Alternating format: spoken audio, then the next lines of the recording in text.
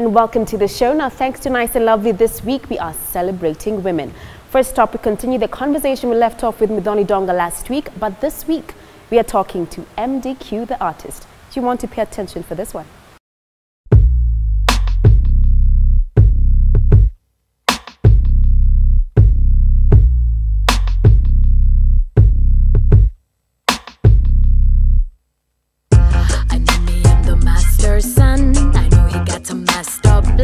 I know we are one. I know me, I don't understand, but I know it when he understand. Still I feel a mighty fear, and that view is so unclear when I'm... MDQ, the MC, singer and drama queen, is one of the most authentic people I know. Fearless and confident enough to express herself so honestly through her music, her image, business, you name it.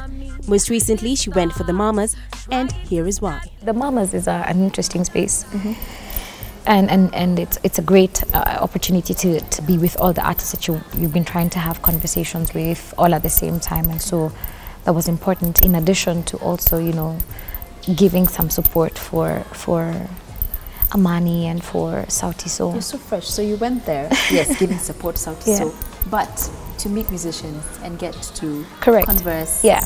Oh, fantastic. And I really thank I really do feel blessed. I thank Pernod Ricard, Absolute. They were like, okay, do you want to go? And I was like, yes, I'd like to go. And they're like, what do you want to do? And I said, I want to meet these musicians, I want to support. They're like, cool, we'll take you. Who do you want to go with? And I was like, it must be Blinky Bill. You know, he's a great creative mind, and you know, it's important that sometimes we see these things and we make those connections when we can't be able to make those connections, because the things that we are about to do, you know, are for us mind-blowing, and so we needed to have that space to build some of those opportunities. Now, judging from the pictures, sure does look like her and Blinky Bill had quite a blast. But what she learned from the whole experience is what really caught my attention. This is very, very real. East Africa, the region, as a people, we need a sound. We do. Thank you. Thank you. Thank you. I think I've always said that. We need a Because when sound. you listen to music sound. from S.A. or West Africa, wherever, instantly you know it's from we need there. a sound. And I had this conversation, I think, with you, Sauti Sol and Blinky, and one thing just the band told me is, we get it, I know we need a sound, but they kept emphasizing that we were influenced by so much in Kenya that it's not as easy. So, and this is the thing, and I'm glad that it's on camera, you know, because like we will review this in 5 years, and I am now confessing, you know, I was very much of the opinion when I started music that that what we needed was for artists to be as playful and as creative and to go down their rabbit holes.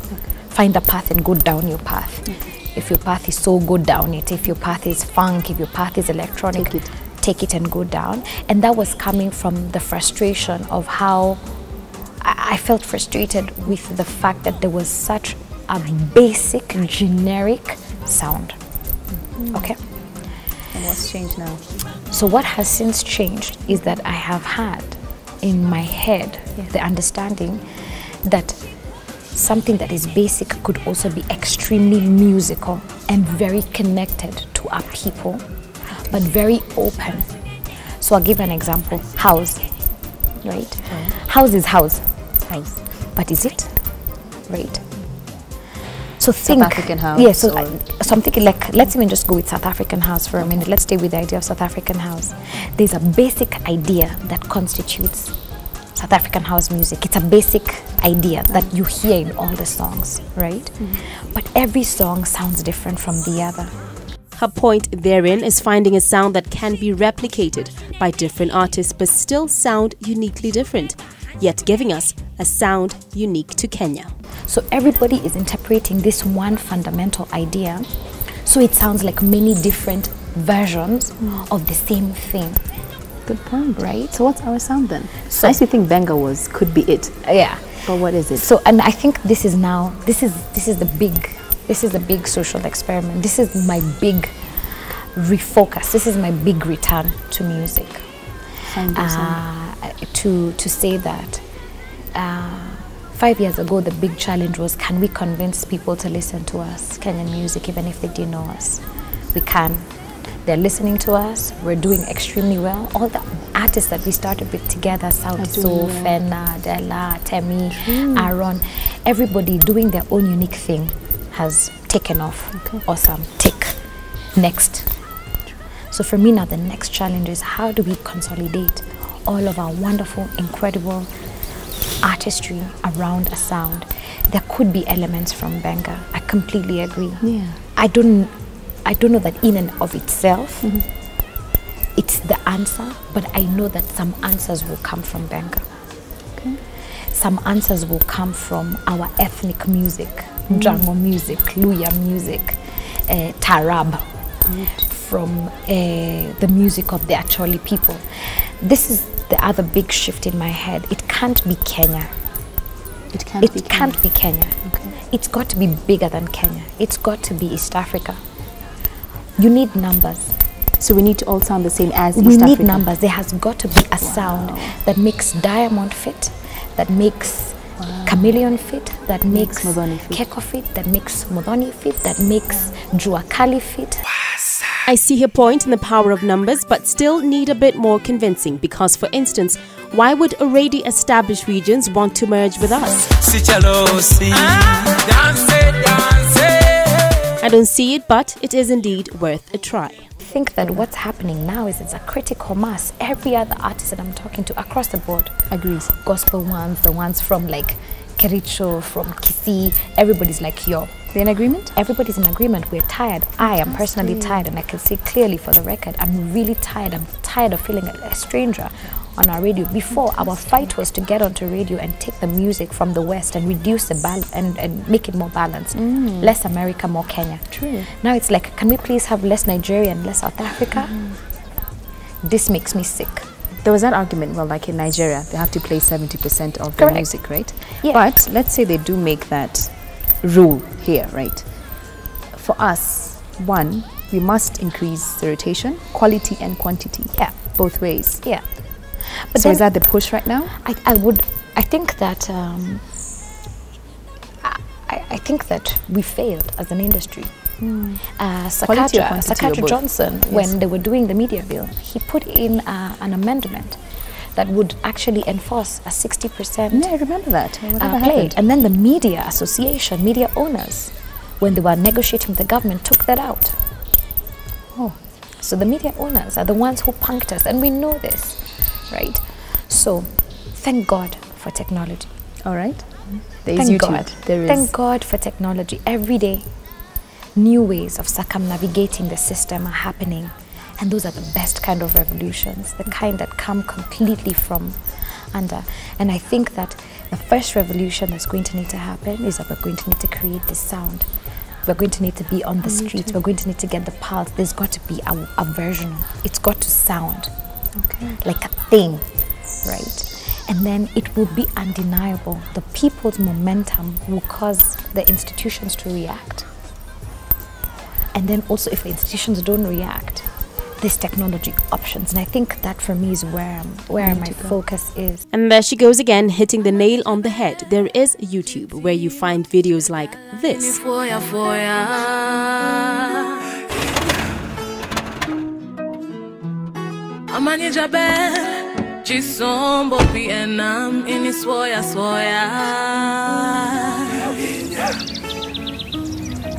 And this,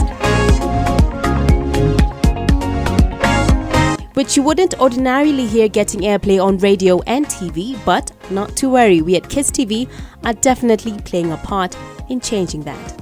Modoni drama queen.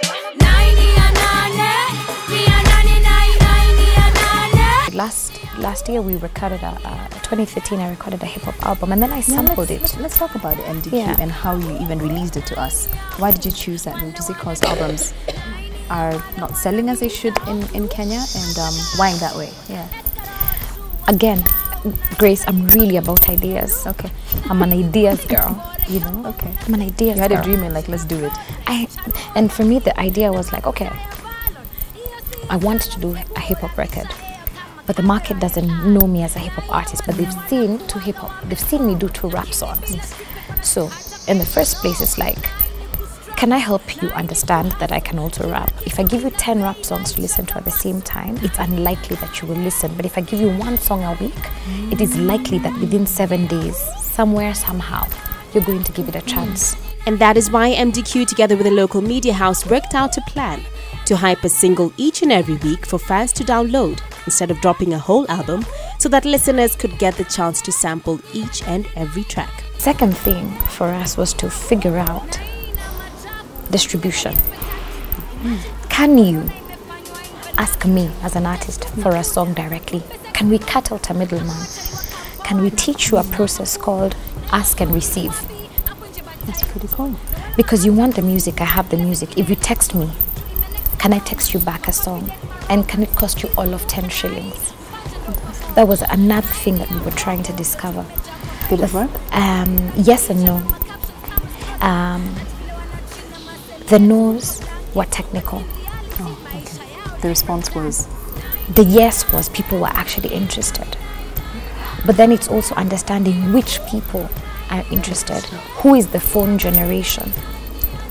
There was a lot of, it was one of the biggest, I think, for me, social experiments, understanding, okay, who's really doing this? Who's really an audience? Who would really be willing to do? Who is on the phone revolution? Who are we going to carry? Because that's the basis of the next step where we're taking it.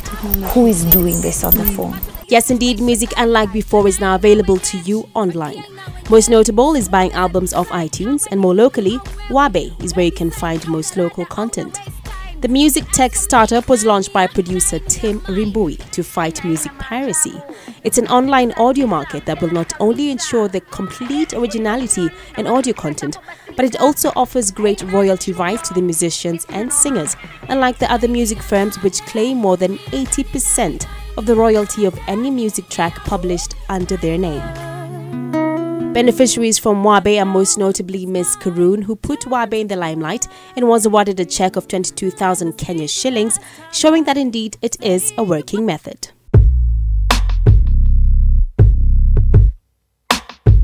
But back to Muthoni. With the weekly release of her hip-hop tracks, the album MDQ is now set for release in September. 15-20 years from now, when I look back on this record, this was my bridge album. This is the intermediate album. This is the one that says I came from the extreme this, and then we found our sound, and this will be the work for me, the work that says I knew these things about myself. I knew these ideas. I am a singer and I sing well. I am a rapper and I rap well.